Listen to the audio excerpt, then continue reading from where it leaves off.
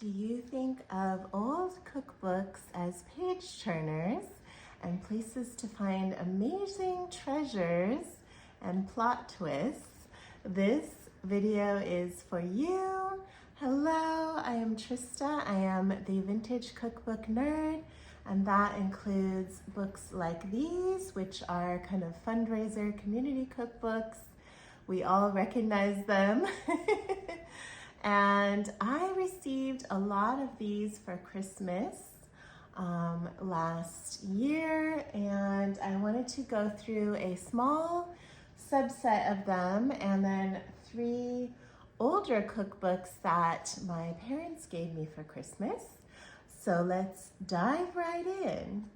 So first, we're going to go through this small subset of books that are all community fundraiser books that my husband got for me. It was a giant, literally Santa bag that was a red velvet bag full of these books, and I was just so excited. I've spent so much time and I still haven't gone through all of these, but I found some really crazy and amazing recipes in these. So we're gonna go through a bunch of these, just one recipe per book, to kind of check it out, take a look at when these were made, and then definitely stick around to hear about these 3 books that my parents gave me, which are older and also have a lot of great treasures in them.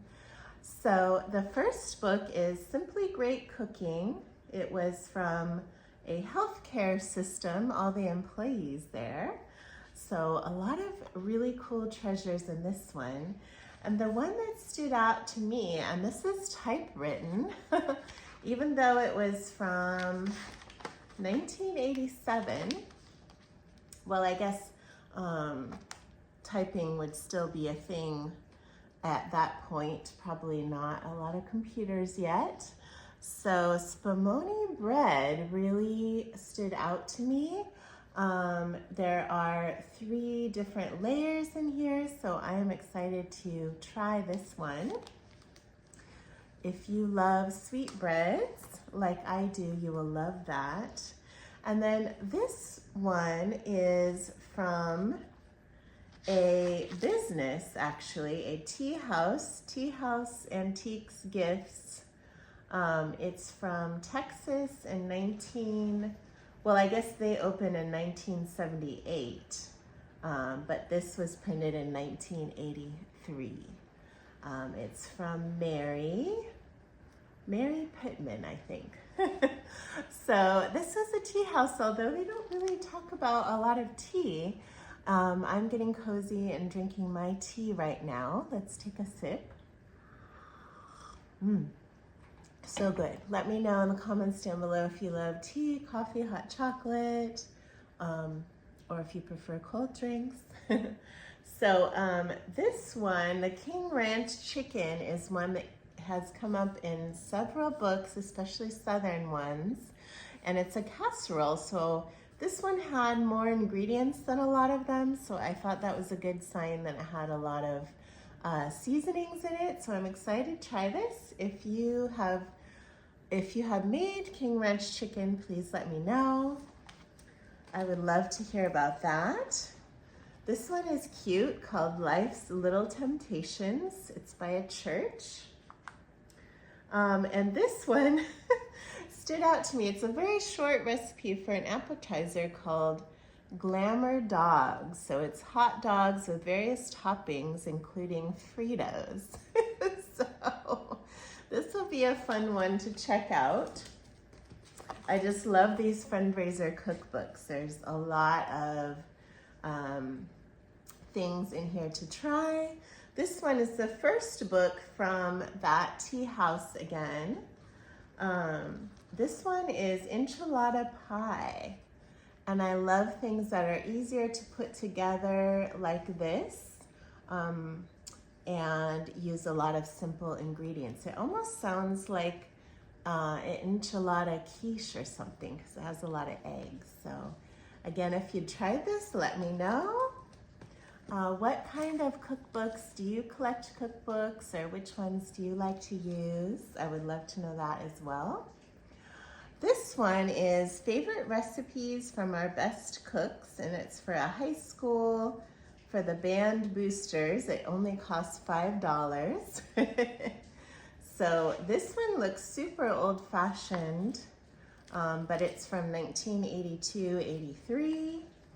The one that was really, really interesting in here is vinegar rolls. I have never heard of such a thing. You pour kind of a hot vinegar mixture before you bake them.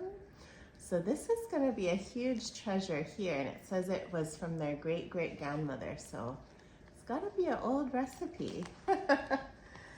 So let's check this out. This is Favorite Recipes Cookbook. Very generic, but it's again from another church. This one is, let's see if we can find the date. Once in a while, they don't really have a date. Yeah, I don't really see a date on this, but my guess is maybe the 1980s or something.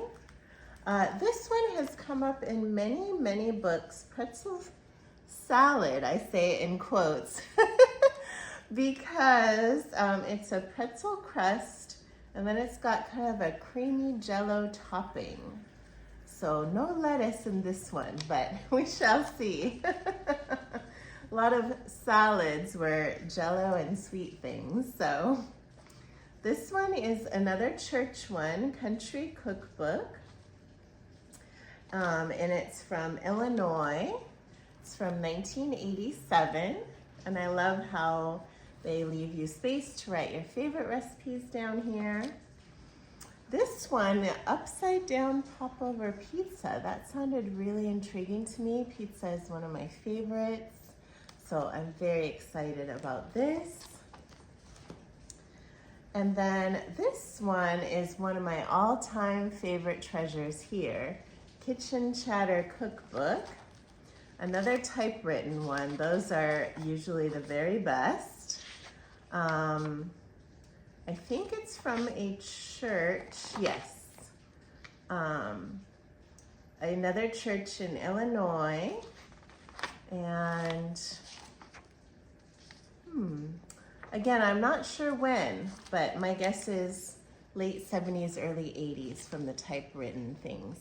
And what I love about this one is Edna, the same lady, she submitted 2 donut recipes.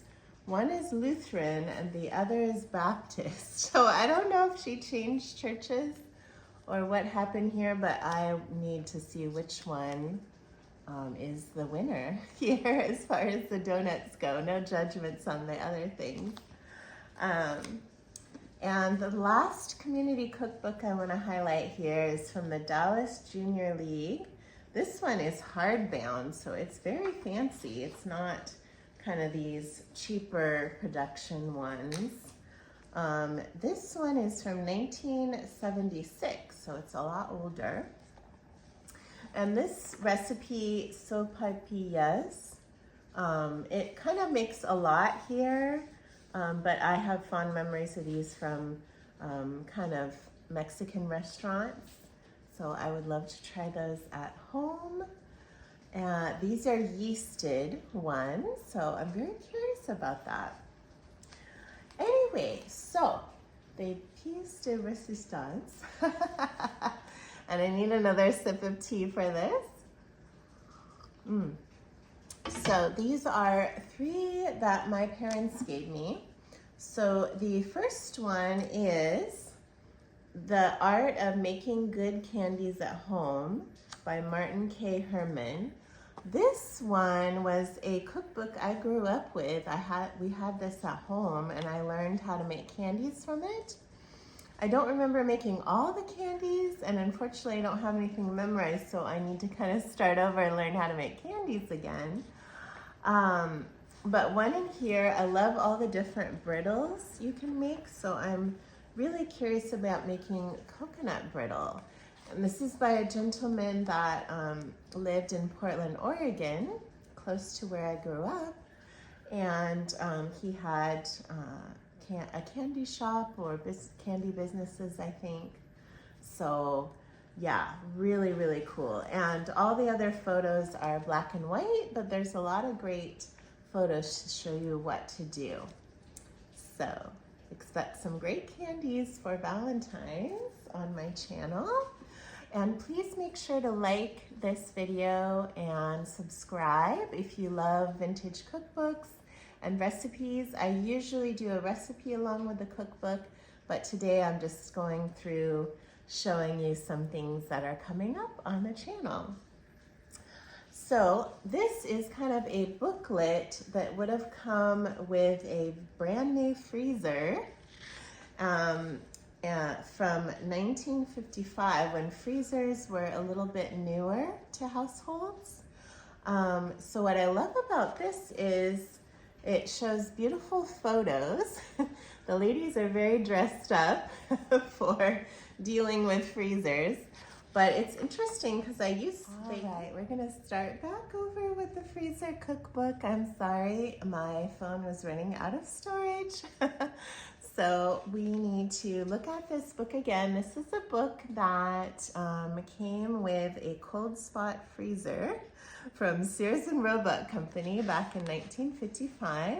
And they were kind of explaining to people how to use their freezers, how to store things.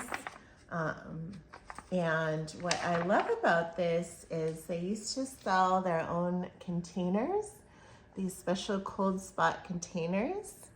And I actually think that would be really cool to have that sort of thing again. I know we have freezer containers, but these looked really cool.